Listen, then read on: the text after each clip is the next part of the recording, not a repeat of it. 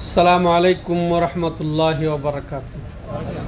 الحمد لله رب العالمين والعاقبة للمتقين والصلاة والسلام على أشرف الأنبياء والمرسلين نبينا محمد وعلى آله وصحبه ومن تبعهم بإحسان إلى يوم الدين أما بعد. সম্মানিত দর্শক ও শ্রোতা মণ্ডলী, আল্লাহ রাব্বুল আলামিনের অশেষ মেহেরবানিতে আমরা প্রতি সপ্তাহের ন্যায় আজকেও আমাদের ধারাবাহিক সেই সুপ্রসিদ্ধ কিতাবুত তাওহীদের ক্লাস শুরু করতে যাচ্ছি। যদিও আলহামদুলিল্লাহ গত সপ্তাহে আমাদের ঈদের বন্ধ ছিল।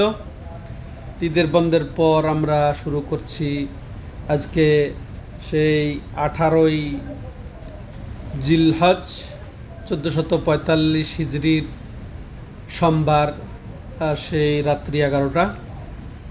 তো রিয়াদস্থ বাথা ইসলামিক সেন্টার কর্তৃক আয়োজিত এই দার্স, আল্লাহ রাব্বুল আলামিন যেন আমাদেরকে তৌফিক দান করেন এটা থেকে যথাযথ উপকৃত হওয়ার।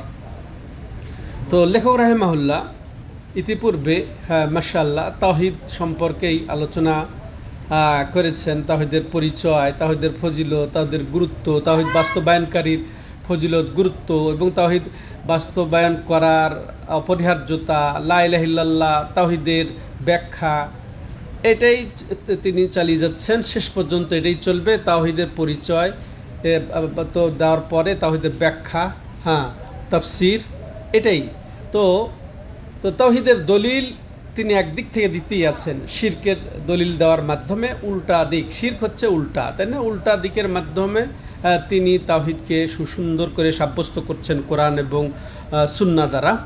তো অনেক দলিল দেওয়ার মাধ্যমে তিনি এত দূর এসেছেন। আজকে 17তম অধ্যায় বাবুস সাফা সুপারিশ, সমতুল্য জিনিসটাকে বা একজন একজনের সাথে মিলাটাকে বলা হয় সাফা শাব্দিক অর্থে। তো শাব্দিক অর্থে যেমন এটাকে বলে আত্তাওয়াসুত, এটা আত্তাওয়াসুত লিল গায়র, তাওয়াসুত লিল জালবে নাফইন আও দাফে দুর, যে উপকার অর্জনের জন্যে, উপকার সাধনের জন্যে এবং ক্ষতি দূর করার জন্যে অন্যের মধ্যস্থতা করা, এটা হচ্ছে কি আসলে সুপারিশ, শাফাআত। তো এই শাফাআত এটারও অধিকার, এটারও একান্ত অধিকার, একমাত্র অধিকার, এরও একত্ব, এরও তাওহীদ আমাদেরকে বুঝতে হবে। তাওহীদের দলিল দিতে গিয়ে এই শাফাআতের ক্ষেত্রেও আমাদেরকে আল্লাহর একত্ব প্রতিষ্ঠা করতে হবে। আল্লাহকেই শাফাআতের বিষয়েও এক জানতে হবে, এক বুঝতে হবে। শাফাআতেরও কারো অধিকার নেই, যেমন রিজিকের কারো অধিকার নেই, মালিকানায় কারো অধিকার নেই, তার পরিচালনায় কারো অধিকার নেই, ইবাদতেও কারো অধিকার নেই, তেমন শাফাআতেও কারো অধিকার নেই। এটা হচ্ছে তাওহীদের দলিল, এই দলিল তিনি দিয়েছেন। আরেকটা এখানে বলি যে মুশরিকরা তাদের এই যে তারা যে মূর্তি পূজা, তারা যে নবীদের, তারা ফেরেশতাদের, ওলি আউলিয়ার সাথে আল্লাহর শরীক করে বলে তারা যে আমরা আসলে তাদের ইবাদত করি না, আমরা বরং তাদেরকে আমরা গ্রহণ করি যে তারা আমাদেরকে আল্লাহর নিকট করে দিবে, নৈকট্য অর্জন করিয়ে দিবে। তো ওসিলা, এইটা তো এটা তারা যে বলে, তো এটাও লেখক রাহিমাহুল্লাহ সুন্দরভাবে এখানে তাদের প্রতিবাদ করেছেন। ওই সময়ের তারা বর্তমান যুগে যারা অলি আউলিয়ার নামে মাজার দরগায় গিয়ে মনীষীদের দরগায় গিয়ে যারা আর্তনাদ করে, ফরিয়াদ করে, যারা তলব করে, যারা প্রয়োজন পূরণের জন্যে তাকে আহ্বান করে, তারপরে বিপদ আপদ থেকে মুক্ত হওয়ার জন্যে তাদের উপরে ভরসা করে, তাদের খুশির জন্যে, সন্তুষ্টির জন্যে জবাই করে যে তারা তাদেরকে সুপারিশ করে আল্লাহর সন্তুষ্টি অর্জন করে দেবে, এদের মূলত দলিল দিয়েছেন লেখক রাহিমাহুল্লাহ বাবুস সাফার মাধ্যমে, সুপারিশের মাধ্যমে। সুপারিশের মধ্যেও আমাদেরকে অবশ্য তাওহীদ সুপ্রতিষ্ঠিত করতে হবে। শাফাআতের অধিকারও একমাত্র আল্লাহ রাব্বুল আলামিনের। তাই দেখা যায় শাফাআতের বিষয়টা মানুষ সবাই চায় যে সে সুখ চায় দুনিয়া আখেরাতে যত প্রয়োজন সে পূরণ করে সে উপকার সাধন করতে চায় এবং ক্ষতি থেকে বাঁচতে চায়। তো কিন্তু সবাই কি এটা পারবে? নিজে এককভাবে যে সে সব তার জন্য উপকার, তাদের জন্য কল্যাণ সে অর্জন করে ফেলবে, আর যত ক্ষতি থেকে সে দূরে থাকতে পারবে নিজে নিজে। এটা কি হয়? একজনকে অবশ্যই মধ্যস্থতা বানাতে হয় বা তার সুপারিশ পেতে হয়, দুনিয়ার বিষয় যেটা, তাই না? যে অমুক জায়গায় আপনার বড় স্বার্থ আছে, কিন্তু সেখানে আপনি পৌঁছতে পারছেন না, কিন্তু হয়তো যার কাছে পৌঁছবেন তার হয়তো বা একজন বড় বন্ধুর সাথে বা কারোর সাথে আপনার পরিচয় আছে বা অন্যের পরিচয় আছে, দিয়ে ওর কাছে যাচ্ছেন আপনি, যে আপনি একটু তার কাছে সুপারিশ করেন। তো এটা উপকার সাধনের জন্যে বা নিজে ক্ষতি থেকে বাঁচার জন্যে। তো ঠিক এটা দুনিয়ার ক্ষেত্রে, কিন্তু এই ক্ষেত্রে আল্লাহর বিষয়টা সম্পূর্ণ ভিন্ন। সম্মানিত দর্শক ও শ্রোতামণ্ডলী, আল্লাহ রাব্বুল আলামিন একমাত্র সব কিছুর মালিক, একমাত্র কাদের মুতলাক, হুকুম যার একমাত্র বাস্তবায়ন হবে, একেবারে একচ্ছত্র তিনি অধিকারী, পরিপূর্ণ মাত্রায় তারা। অতএব আল্লাহ রাব্বুল আলামিনের প্রয়োজন নেই যে কেউ সমকক্ষ হবে তার সাথে, তিনি এককভাবেই তিনি ক্ষমতাবান। কিন্তু এর বিপরীতে আল্লাহর কাছে সুপারিশের প্রয়োজন নেই। আল্লাহর কাছে কোনো এই যে মৃত সত্তা, কোনো এর সত্তার কোনো প্রয়োজন নেই। কিন্তু এর বিপরীতে দুনিয়াবি বাদশাহ, দুনিয়াবি কোনো মনে করেন রাষ্ট্রপ্রধান, এর কাছে সুপারিশের প্রয়োজন আছে, যে এ আর সব কিছু আপনার জানে না, আপনার কি প্রয়োজন না প্রয়োজন, এর আসল রহস্য কি, ঘটনা কি, এটা সব কিছু জানে না, বিধায় তার কাছে সুপারিশের প্রয়োজন হয়, তার কাছে জানানো প্রয়োজন হয়। তো এই শাফাত সম্পর্কে দুটি কথা। তবে এই শাফাত সব একরকম নয়। শাফাত প্রধানত দুই প্রকার। শাফাত যেটা হচ্ছে জায়েজ, যেটা একটা জায়েজ আর একটা হচ্ছে না জায়েজ, নিষিদ্ধ এবং বিধিবদ্ধ শরীয়ত সম্মত। নিষিদ্ধ কোনটা? যার মাধ্যমে আল্লাহর কাছে এমন কোন সত্তার কাছে চাওয়া হবে, এমন সত্তার কাছে চাওয়া হবে যার সে সামর্থ্য রাখে না, বা যে বিষয়ে এক আল্লাহ ছাড়া কেউ সামর্থ্য রাখে না, এই বিষয়টা কোনো এমন সত্তার কাছে চাওয়া হবে, তলব করা হবে, সেটা হচ্ছে নিষিদ্ধ। কোরআনে এটা নিষিদ্ধ করেছে। দ্বিতীয়ত হচ্ছে কি, যে সুপারিশ চাওয়া হবে একমাত্র আল্লাহর কাছে কিয়ামতের দিন, কিয়ামতের দিন, আর সেটা হচ্ছে কি আহলে তাওহীদের জন্য সেটা হবে। সম্মানিত দর্শক ও শ্রোতামণ্ডলী, তাহলে যেটা নিষিদ্ধ সেটা কি জন্য নিষিদ্ধ? এর মধ্যে দুইটা শিরক থাকে। যে কথার কথা কোনো মৃত ব্যক্তির কাছে, অলির কাছে চাইলো, তাহলে তাকে আহ্বান করলো, তার কাছে দোয়া করলো, তার কাছে প্রার্থনা করলো, অথচ মৃত্যু, এটা একটা শিরিক। আর দ্বিতীয়টা কি, যে তাকে আল্লাহর মতো মনে করলো, তাকে আল্লাহর সাথে সাদৃশ্য পোষণ করে তার কাছে ধর্ণা ধরলো, মানে তার সাদৃশ্য পোষণ করলো আল্লাহকে, যে ও যেমন না শুনে না, বুঝে না, সব কিছু জ্ঞান রাখে না, ঠিক আল্লাহ যেন শুনে না, বুঝে না, এই জন্যে আল্লাহর কাছে সুপারিশ লাগবে, আল্লাহর কাছে এই মৃত ব্যক্তির সুপারিশ লাগবে। তাহলে এই সাদৃশ্য পোষণ করলো। দুই কারণে এটা নিষিদ্ধ সুপারিশ, এটা বরং শিরকি সুপারিশ। সম্মানিত দর্শক ও শ্রোতামণ্ডলী, তবে এবার আসেন আবার কি জায়েজ। দ্বিতীয় প্রকার সুপারিশ কি? জায়েজ, যেটা সুপারিশ আল্লাহর কাছে চাওয়া হবে কিয়ামতের সময়, আল্লাহর কাছেই চাওয়া হবে, যেটা আল্লাহ রাব্বুল আলামিনই অধিকার রাখেন, এটা যেটা কোরআন হাদিস দ্বারা সাব্যস্ত, দলিল দ্বারা সাব্যস্ত, সেটা। তবে এই সুপারিশ যেটা আল্লাহর কাছে যেটা সুপারিশ, এটা আবার দুই শর্ত সাপেক্ষে এটা বিধিবদ্ধ। প্রথম শর্ত হচ্ছে কি, যে যিনি সুপারিশ করবেন তার অনুমতির ছাড়পত্র লাগবে, আল্লাহর পক্ষ থেকে তার কাছে অনুমতি থাকতে, মানদাল্লাযী ইয়াশফাউ ইনদাহু ইল্লা বিইযনিহি। তাহলে বোঝা যাচ্ছে যে আল্লাহ কাউকে অনুমতি দেবেন, তার অনুমতি ছাড়া সে সুপারিশ করবে? কেউ সুপারিশ করবে না। অতএব তাহলে তার অনুমতি সাপেক্ষে কেউ সুপারিশ করবেন। তাহলে প্রথম শর্ত, যে সুপারিশ পাওয়ার জন্যে যেটা সুপারিশ বৈধ, ওটার দুটি শর্ত। এক হচ্ছে যিনি সুপারিশকারী তার অনুমতি থাকতে হবে আল্লাহর পক্ষ থেকে। দ্বিতীয়, যার জন্যে সুপারিশ তার জন্য আল্লাহর সন্তুষ্টি থাকতে হবে। সে ব্যক্তি আল্লাহর সন্তুষ্টি সাধন করতে হবে। মানে যে মুশরিক তার প্রতি আল্লাহ সন্তুষ্ট থাকবেন? অবশ্যই না। তাহলে ঈমান থাকতে হবে, আহলুল ইখলাস, আহলুত তাওহীদ হইলে তার জন্যে সুপারিশ বিধিবদ্ধ। তাহলে এক শ্রেণী দুই বিধিবদ্ধ, কে যে যিনি সুপারিশ করবেন তার অনুমতি থাকা, আর যার জন্য সুপারিশ করা হবে তার জন্যে আল্লাহর সন্তুষ্টি থাকা। মনে থাকবে। এবার আসেন, এই সুপারিশের ক্ষেত্রে মানুষ 3 ভাগে বিভক্ত। এই সুপারিশের ক্ষেত্রে মানুষ কয় ভাগে বিভক্ত?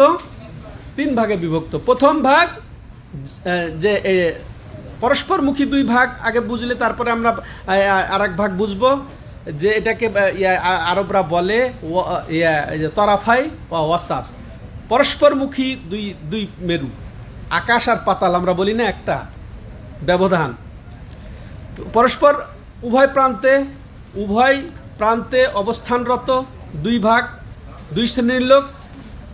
আর হচ্ছে একটা মধ্যপন্থা, এই যে একটা টেবিল, মাশাআল্লাহ, টেবিলের মধ্যে একটা, এই প্রান্তে অবস্থানকারী 1 শ্রেণীর লোক, এই শাফাত কেন্দ্রিক এই প্রান্তে 1 শ্রেণীর লোক, আর এই যে মাঝে আমি আছি, মাঝে।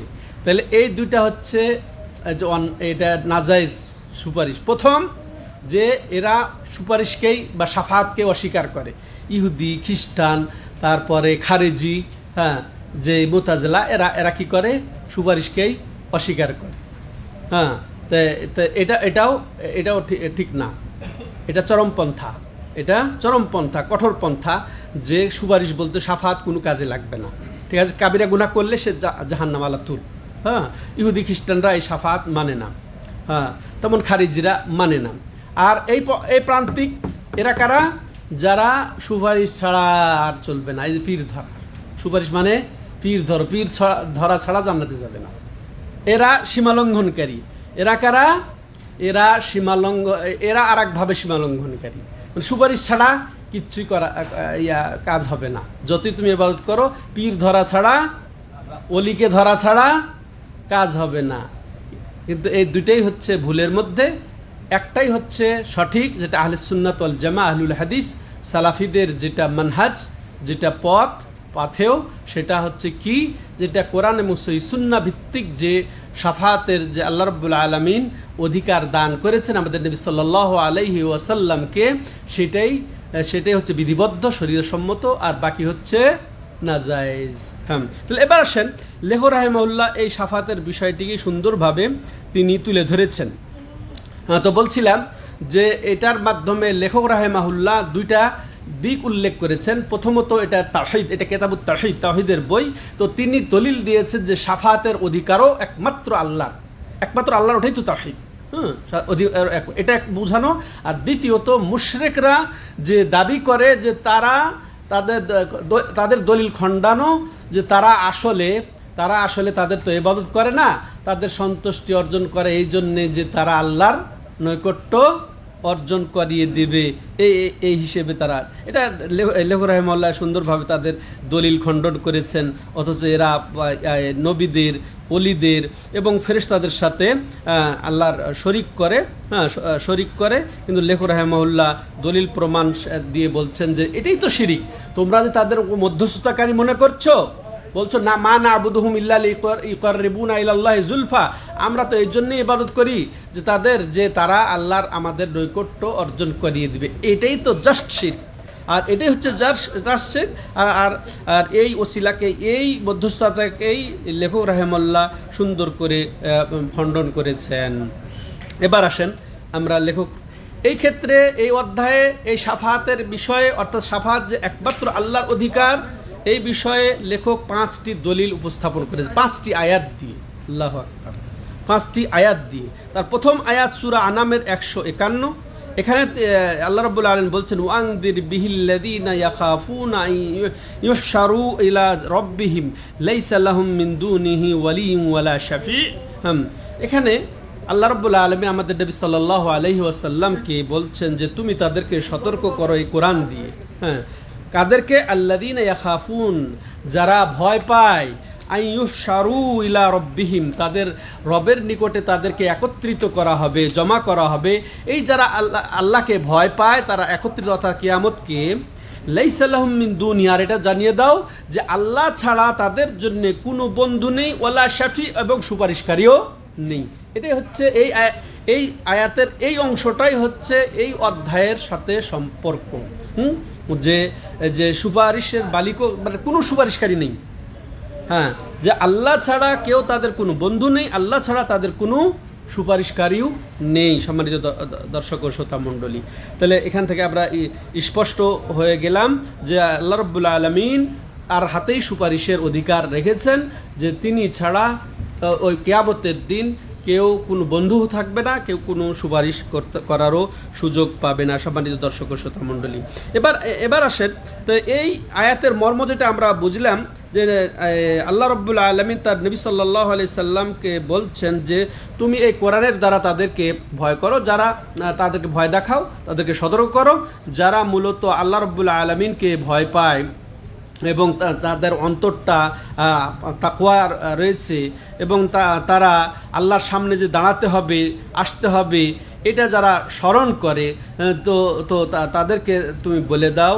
যে তাদের ওই দিন কোনো সুপারিশকারী থাকবে না এবং অন্তরঙ্গ থাকবে না। তাহলে এটার সম্পর্ক অধ্যায়ের সাথে আয়াতের এটাও আমরা স্পষ্ট পেয়ে গেলাম, যে এই দ্বারা আল্লাহ রাব্বুল আলামিন মুশরিকদের প্রতিবাদ করেছেন, খণ্ডন করেছেন, যারা নবীকে, যারা ওলিয়া উলিয়া, যারা ফেরেশতাদেরকে সুপারিশের জন্য আহ্বান করে, হ্যাঁ, তাদেরকে এই মাধ্যমে খণ্ডন করেছে। এটাই হচ্ছে সামঞ্জস্য। তাহলে এই আয়াত দ্বারা যেটা আমরা বুঝতে পারলাম যে আল্লাহ রাব্বুল আলামিন মুশরিকদের খণ্ডন করেছেন, যে যারা নবী এবং ওলি আউলিয়া ফেরেশতাদের মাধ্যমে আল্লাহর নৈকট্য অর্জন করতে চায় তাদের। তেমনইভাবে ওয়াজ নসিহত, এটা আল্লাহ রাব্বুল আলামিন নবীকে ওয়াজ করতে বলেছেন, তাদেরকে জানিয়ে দিতে বলেছেন, হ্যাঁ, এটাও আমরা বুঝতে পারলাম। এবার আসেন দ্বিতীয় দলিল, এবার শাফাআতের দ্বিতীয় দলিল, অর্থাৎ কুল্লিল্লাহিশ শাফাআতু জামিআ। হ্যাঁ, যেখানে আপনি জানিয়ে দিন যে হে নবী আপনি বলে দিন লিল্লাহিশ শাফাআ, লিল্লাহ মানে আল্লাহর জন্যই শাফাআত, জামিয়া সম্পূর্ণটাই। দেখেন একেবারে শব্দ এখানে তাওহীদ বোঝানো হচ্ছে। এখানেও তাওহীদ কি? লিল্লাহ। শাফাআত কার জন্যে? ইবাদত কার জন্যে? জবাই কার জন্যে? সালাত কার জন্যে? সিয়াম কার জন্যে? লিল্লাহিশ শাফাআ, শাফাআত কার জন্যে? আল্লাহর জন্য। তাইলে আমরা মাজারের দরগায় গিয়ে যে তাদের সন্তুষ্টির জন্য জবাই করি, ওটা কি মনে করে যে তারা আমাদের সুপারিশ করে নিয়ে যাবে। তাহলে এটা দ্বিমুখী হলে কোরআন বিরোধী হলো কি হলো না? এটাই তো শিরক, এটাই তো শিরিক। এটাই বুঝাচ্ছেন লেখক রাহিমাহুল্লাহ। দেখেন এই ছোট্ট একটা আয়াত দিয়ে লেখক রাহিমাহুল্লাহ দুইভাবে খণ্ডন করেছেন।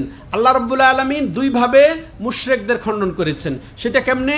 প্রথম যে কুল লিল্লাহিশ শাফাআ, এটা যারা আরবি গ্রামার বুঝবেন, মুবতাদা এবং খবরের মাসআলা, এখানে খবরকে, হ্যাঁ, বিধেয়কে, হ্যাঁ, প্রেডিকেটকে আল্লাহ রাব্বুল আগে নিয়ে এসেছেন। লিল্লাহ এটা আসলে হচ্ছে খবর, আর আশ-শাফা এটা হচ্ছে মুবতাদা। উচিত ছিল যে আশ-শাফাউ লিল্লাহ, আশ-শাফাআতু লিল্লাহ, কিন্তু আল্লাহ রাব্বুল আলামিন আগে লিল্লাহ দিয়ে আরও বলেছেন যে একেবারে হাসর বুঝায় এটাকে, যে একেবারে সীমাবদ্ধ। শাফাআত বিষয়টাই কার মধ্যে সীমাবদ্ধ? লিল্লাহ, আল্লাহর জন্যই সীমাবদ্ধ।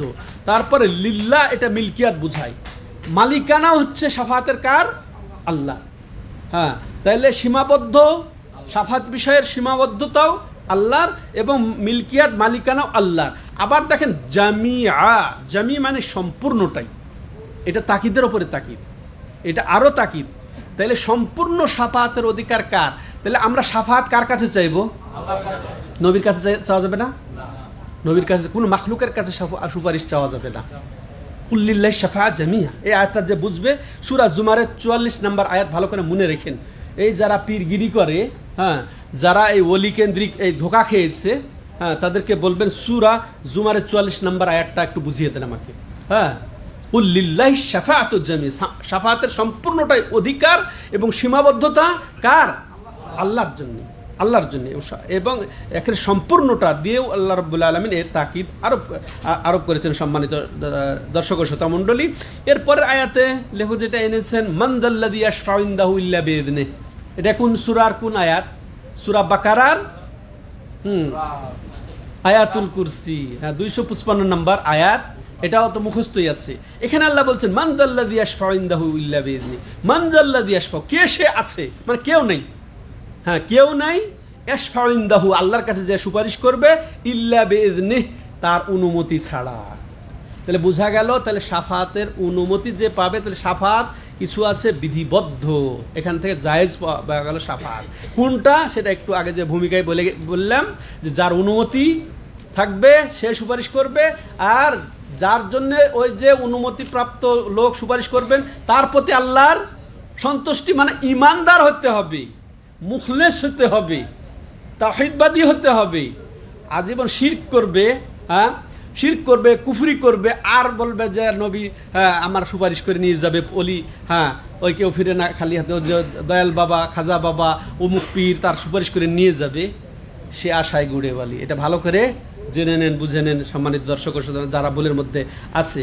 তাহলে এই দুই আয়াতের মর্ম যেটা আমরা পাইলাম, যে আল্লাহ রাব্বুল আলামিন তার নবী সাল্লাল্লাহু আলাইহি সাল্লামকে হুকুম দিচ্ছেন যে তিনি যেন ওই সমস্ত লোকদেরকে জানিয়ে দেন, বলে দেন যারা অলি কেন্দ্রিক ধোকায় আছে এই সমাজে, এবং যারা যারা সৎলোক কেন্দ্রিক, এমনকি ফেরেশতাদের কাছেও যারা চায় এই সুপারিশ প্রার্থনা করে, যে তারা কখনো তারা সুপারিশের অধিকারী নয়, তারা সুপারিশের বিন্দুমাত্র অধিকার রাখে না। তো সম্পূর্ণ অধিকার একমাত্র আল্লাহ রাব্বুল আলামিনের। তো এই এবং ওই সুপারিশ করতে পারবে যাকে আল্লাহ রাব্বুল আলামিন অনুমতি দেবেন এবং যার প্রতি আল্লাহ রাব্বুল আলামিন সন্তুষ্ট থাকবেন। তো এটা আমরা বুঝতে পারলাম। তাইলে এই দুই আয়াতের অধ্যায়ের সাথে সম্পর্ক এটাই পেলাম যে শাফাতের একমাত্র অধিকার বা শাফাতের একত্ব একমাত্র আল্লাহর জন্যেই, বা শাফাতের তাওহীদ একমাত্র আল্লাহর জন্যেই, তেমনি আল্লাহর অনুমতি ছাড়া কেউ সুপারিশ করতে পারবে না। এটাও আমরা বুঝলাম এই দুই আয়াতের মাধ্যমে। তাহলে এই দুই আয়াতের ফায়দা কি? আমরা যেটা পেলাম যে আল্লাহ রাব্বুল আলামিন মুশরিকদের, ওই সমস্ত মুশরিকদের খণ্ডন করেছেন, জবাব দিয়েছেন যারা কোনো সৃষ্টির কাছে, মাখলুকের কাছে, ফেরেশতার কাছে, নবীর কাছে বা ওলির কাছে যারা সুপারিশ কামনা করে তাদের। তেমনইভাবে আমরা জানতে পারলাম যে শাফাতের একান্ত অধিকার, হ্যাঁ, এবং সে একমাত্র কার? আল্লাহ রাব্বুল আলামিনের জন্যে। তাহলে একমাত্র আল্লাহর কাছেই এই সুপারিশ চাইতে হবে। কিভাবে? যে আল্লাহ তুমি তোমার নবীর সুপারিশ আমার নসিবে দান করো, তুমি সুপারিশ দান করো, অর্থাৎ তোমার নবীর সুপারিশ যেন আমি পাই। মানে তুমি আমার ক্ষেত্রে তোমার নবীকে সুপারিশের অনুমতি দিও, এইভাবে দোয়া করতে হবে। নাকি ডাইরেক্ট নবীর কাছে দোয়া করবো যে হে নবী তুমি আমার কাছে। এটা আছে আমাদের একটা, নিজে আমি পড়েছি, বুখারীর অনুবাদের প্রথমে ভূমিকাতে লিখেছেন নবী সাল্লাল্লাহু আলাইহি সাল্লামকে সম্বোধন করে যে ইয়া রাসূলুল্লাহ তুমি তোমার সেই কিয়ামতের দিন তোমার দস্তরখানে একটু ঠাঁই দিও। এটা কি এটা সুপারিশ চাওয়া হলো না? এটা সুপারিশ কার কাছে? নবীর কাছে। নবী সাল্লাল্লাহু আলাইহি সাল্লাম মুক্তি দিবেন, এটা নবীর কাছে চাওয়া হচ্ছে। বুখারীর অনুবাদ করছেন প্রথমে, হ্যাঁ তার ভূমিকাতে এটা লিখছেন। আল্লাহ হেদায়েত দান করুন। হ্যাঁ, তো যেটা বলছিলাম সম্মানিত ভাইরাম, তাহলে এই দুই আয়াতের মাধ্যমে তাহলে তিনটা দলিল গেল সুপারিশের ব্যাপারে। এবার চতুর্থ দলিল লেখক রাহিমাহুল্লাহ পেশ করছেন আল্লাহর আর এক আয়াত। তো এখানে দুটি আয়াত তিনি সংযুক্ত করেছেন মূলত। কুলিদুল্লাযীনা জামতুম মিন দুনিল্লাহি লা ইয়ামলিকুনা মিসকালা যাররাহ ফিস সামাওয়াতি ওয়ালা ফিল আরদ ইলা আখির আয়া। হে নবী আপনি বলে দিন উদউল্লাযীনা জামতুমু, যে তুমি তাদেরকে বলে দাও যে যারা তোমরা ধারণা করো যে ওই সমস্ত বাতিল মাবুদকে, হ্যাঁ যারা তোমরা ধারণা করো আল্লাহকে বাদ দিয়ে, লা ইয়ামলিকুনা মিসকালা যাররা, তারা কিন্তু এক যাররা পরিমাণেরও অধিকার রাখে না। এক যাররা পরিমাণ কোনো কিছুরই অধিকার রাখে না। তো যাররা বলা হয় যে ছোট্ট পিপিলিকা, ছোট কি পিপিলিকা। আরও মত আছে যে একেবারে যে সূর্যর কিরণ যখন জানালা দিয়ে ঢোকে দেখবেন ওই কিরণে দেখা যায় অনেক কিছু ঝিলঝিল করছে, তো ওটাও জাররা কেউ কেউ বলেছেন। তো বলছে এই জাররা পরিমাণেরও অধিকার রাখে না। তাদেরকে জানিয়ে দাও হে নবী, যারা তাদের যারা তোমরা ওই বাতিল মাবুদকে ধারণা করো, বিশ্বাস করো বা তাদেরকে ডাকো আল্লাহকে বাদ দিয়ে, যে তারা এক জাররারও অধিকার রাখে না, না আকাশে না জমিনে। আকাশ জমিনে কিছু ওয়ামা লাহুম ফীহিমা মিন শিরক, হ্যাঁ, এবং তাদের এই আকাশে এবং জমিনে, হ্যাঁ, তাদের কোনোই ইয়া নেই, তাদের কোনো শরিক নেই, হ্যাঁ, তাদের কোনো অংশীদার নেই। আর শিরক আল্লাহর সাথে তার কোনো শরিক নেই। ওয়ামা লাহু মিনহুম মিন জহির, এবং আল্লাহর রব্বুল আলামিনের কোনো সাহায্যকারীও নেই।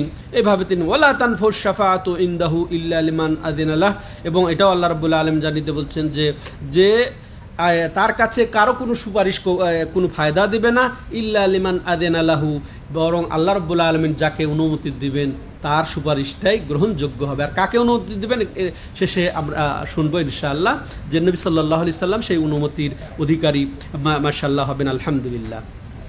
তো এই গেল। এবার আমরা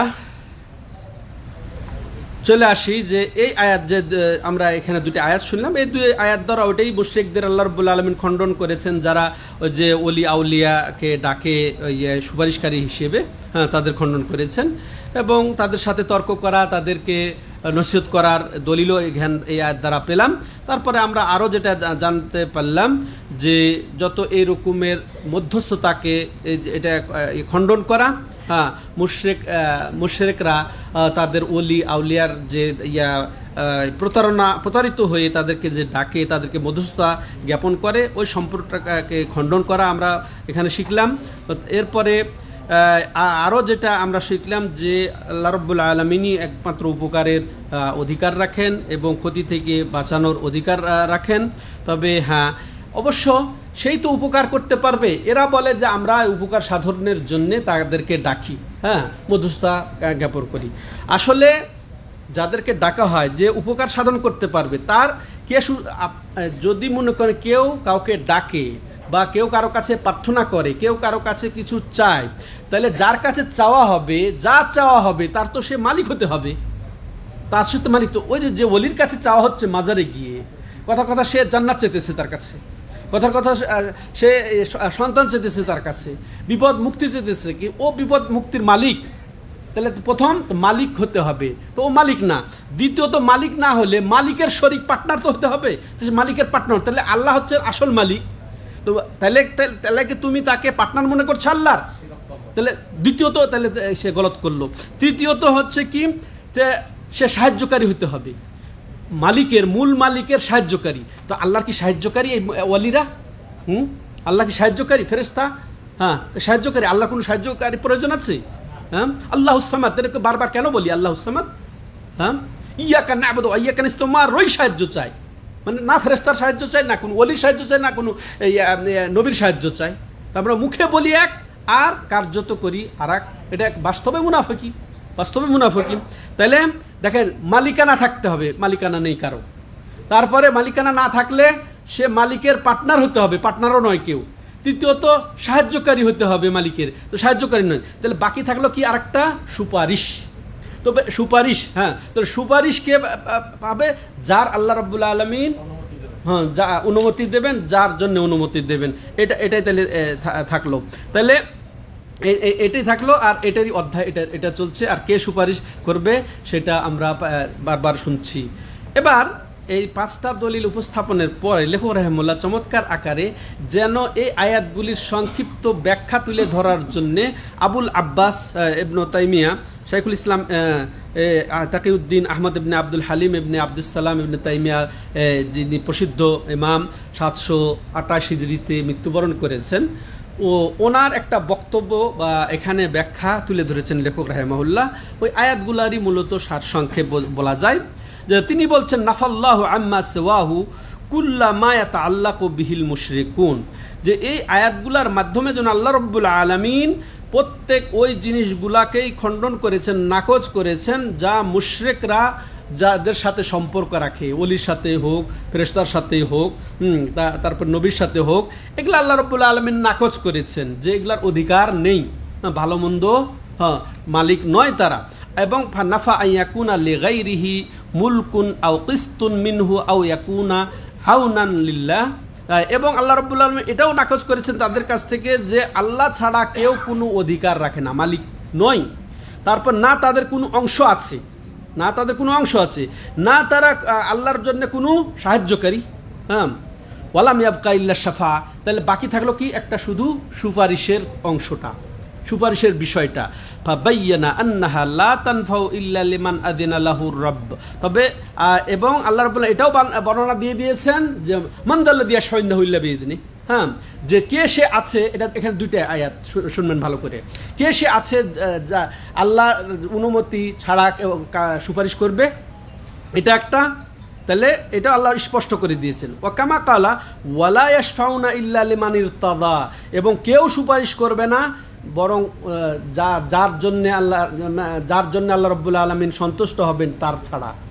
তাইলে এখানে দুইটা আয়াত, একটা হচ্ছে কেউ সুপারিশ করবে না তার অনুমতি ছাড়া, আর সেও কারো সুপারিশ করতে পারবে না যার জন্য আল্লাহ রাব্বুল আলামিন বা যার প্রতি আল্লাহর সন্তুষ্টি আছে।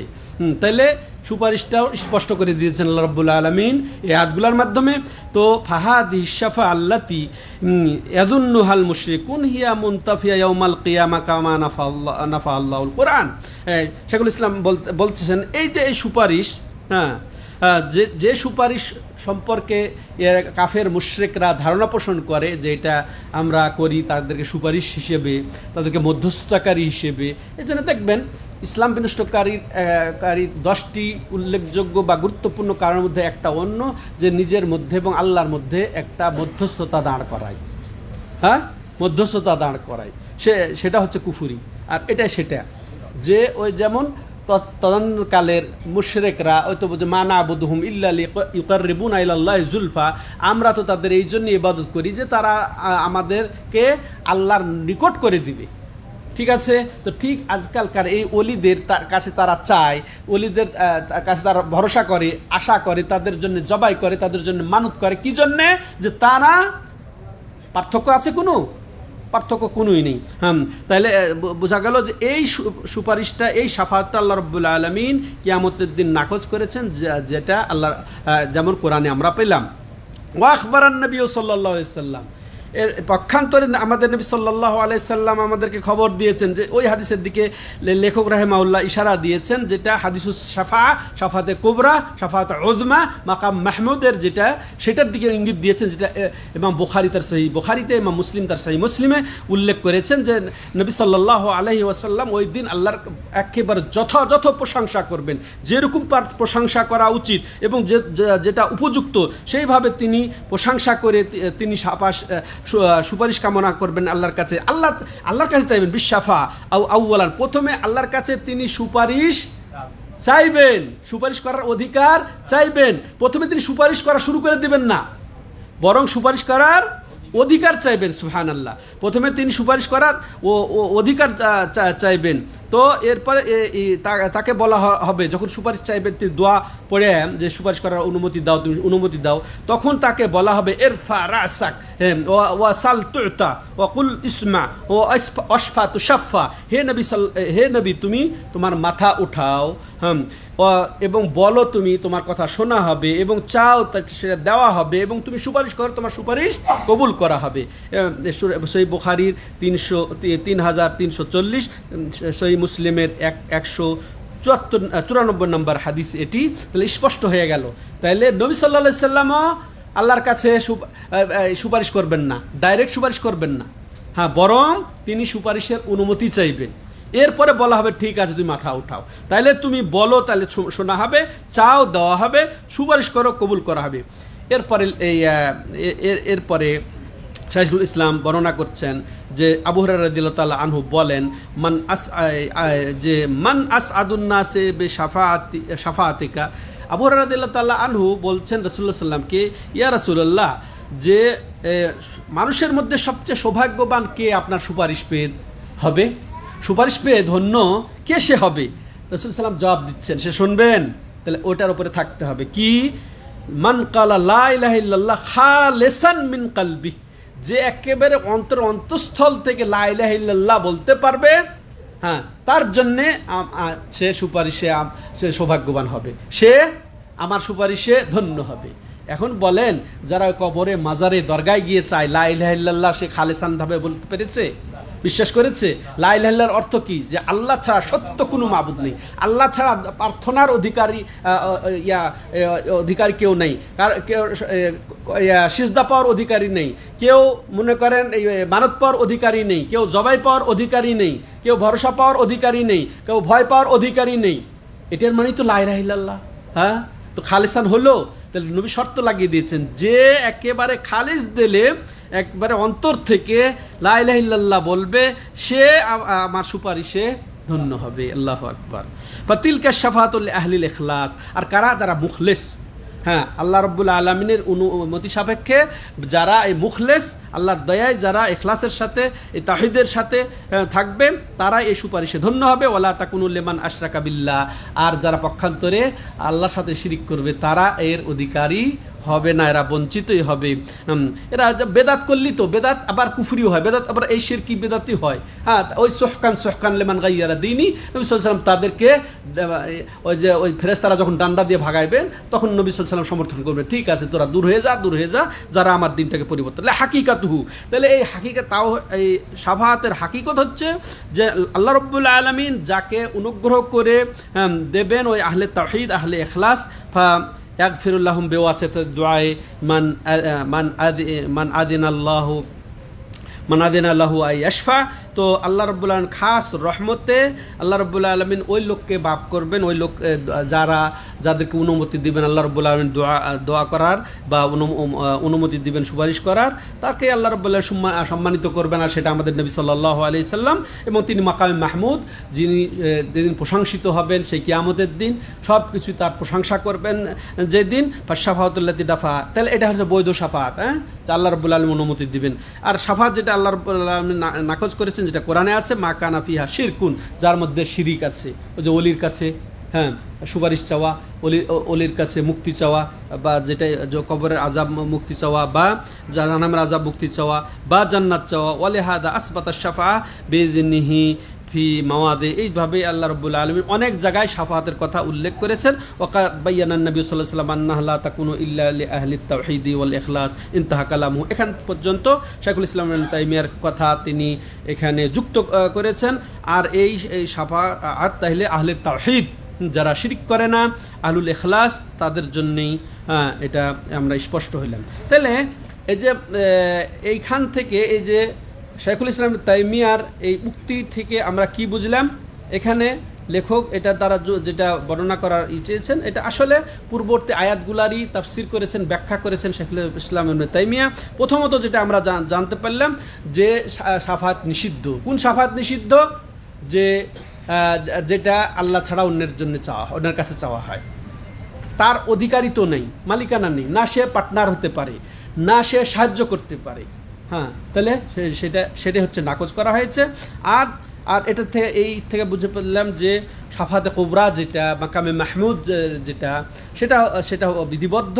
হ্যাঁ, বরং আল্লাহ রাব্বুল আলামিন যেন এই সুপারিশ আল্লাহ আমাদেরকে দান করেন, এটা আমরা বুঝতে পারলাম। এবং সৌভাগ্যবান সেই ব্যক্তি হবে যে নবী সাল্লাল্লাহু আলাইহি ওয়াসাল্লামের সুপারিশের, যে সে কে? আহলুল ঈমান, যার ঈমান থাকবে, যে আহলুত তাওহীদ, যে খালিস দিল লা ইলাহা ইল্লাল্লাহ বলতে পারবে। তাহলে এর থেকে আমরা শেষ ডিসিশনে আসতে পারি যে সুপারিশ নবী সাল্লাল্লাহু আলাইহি সাল্লামের এটা বিধিবদ্ধ, এটা সাব্যস্ত। তো নবী সাল্লাল্লাহু আলাইহি সাল্লাম 6 ধরনের সুপারিশ করবেন। কয় ধরনের? 6 ধরনের, মনে রাখবেন। তো প্রথম হচ্ছে 3টি খাস আর 3টি হচ্ছে আম। খাস সুপারিশ যেটা হচ্ছে মাকামে মাহমুদ, সেটা বড় সুপারিশ নামে প্রসিদ্ধ, নবী সাল্লাল্লাহু আলাইহি সাল্লাম এর জন্য খাস। তিনি ওই আহলে মওকিফ কিয়ামতের দিন ত্রাহি করবে যে উলুল আজমে মিনার রসুল, 5 জন যে সেরা নবী রসুল, তার মধ্যে যে প্রথম 4 জনই, হ্যাঁ, ইব্রাহিম, ইব্রাহিম, মুসা, তারপরে কে? হ্যাঁ, ঈসা, যে নূহ আলাইহিস সালাম, ইব্রাহিম আলাইহিস সালাম, তারপরে ঈসা আলাইহিস সালাম। এই যে 4 জনই বলবেন যে আমরা, আদম আলাইহিস সালামও 4 জন, আদম আলাইহিস সালামও অস্বীকার করবে, আমার দ্বারা সুপারিশ সম্ভব নয়। লম্বা হাদিস, ওদিকে আমি যাচ্ছি না। এবং নবী সাল্লাল্লাহু আলাইহি সাল্লামের কাছে যখন সবাই আসবে দলে দলে যে আপনি একটু সুপারিশ করেন, সবাই বলবে যে মুখের কাছে যাও, শেষ পর্যন্ত মুহাম্মদ সাল্লাল্লাহু আলাইহি সাল্লামের কাছে বলবেন ঈসা আলাইহিস সালাম, ওর কাছে যাও। তখন তিনি বলবেন আনা আল্লাহ, আমি এর অধিকার প্রাপ্ত, আমি এই জন্যই। তখন তিনি ওই যে সিজদায় পড়ে যাবেন অনুমতির জন্য, নাকি সুপারিশ করা শুরু করবেন। আমার কাছে সব আসছে, তখন সুপারিশ। দেখেন এটি একটাই শিক্ষাই যথেষ্ট।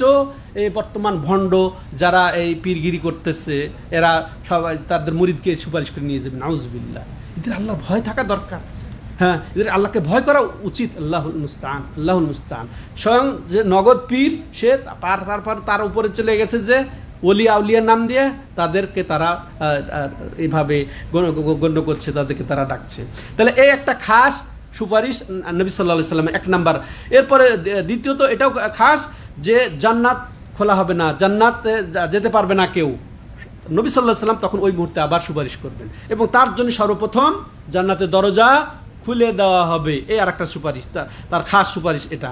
তারপরে আর একটা খাস সুপারিশ হবে তার কার জন্যে? তার চাচা আবু তালেবের জন্যে, যিনি আজীবন পৃষ্ঠপোষকতা করেছেন। হ্যাঁ, কিন্তু তার সুপারিশ এতটুকুই কাজে লাগবে যে সবচেয়ে হালকা, জাহান্নাম থেকে সে মুক্তি পাবে না, কিন্তু তার আযাব সবচেয়ে হালকা হবে যত জাহান্নামী আছে তার মধ্যে। তো সেটা কি? এক জোড়া তার আগুনের জুতা থাকবে বাস, আর তার কারণে তার মগজ টকবক করে ফুটবে। এটা নবী সাল্লাল্লাহু আলাইহি ওয়াসাল্লামেরই সুপারিশের ফল, এতটুকু। এই তিনটা হচ্ছে খাস আম সুপারিশ। আরও কি যে সেটা কার জন্য? পাপী গুনাহগারদের জন্যে, যাদের জাহান্নাম যেতেই হবে, জাহান্নাম যাদের হয়ে গেছে, ডিক্লার হয়ে গেছে, কিন্তু তারা যেন জাহান্নামে যেতে না হয়, এই জন্য নবী সাল্লাল্লাহু আলাইহি ওয়াসাল্লাম তাদের কিছু জন্য সুপারিশ করবেন। তা আল্লাহ রাব্বুল আলামিন তাদেরকে জাহান্নামে না দিয়ে নবীর সুপারিশের কারণে তাদেরকে আলহামদুলিল্লাহ জান্নাতে দিবেন। এটা একটা আম সুপারিশ। আর একটা আম সুপারিশ এটাও গুনাহগারদের জন্যে, যারা জাহান্নামে চলে গেছে, জাহান্নামে চলে গেছে, কিন্তু নবী সাল্লাল্লাহু আলাইহি ওয়াসাল্লাম সুপারিশ করে তাদেরকে জাহান্নাম থেকে বের করবেন, আলহামদুলিল্লাহ। হ্যাঁ, এটা আরেকটা আম সুপারিশ কাদের জন্যে?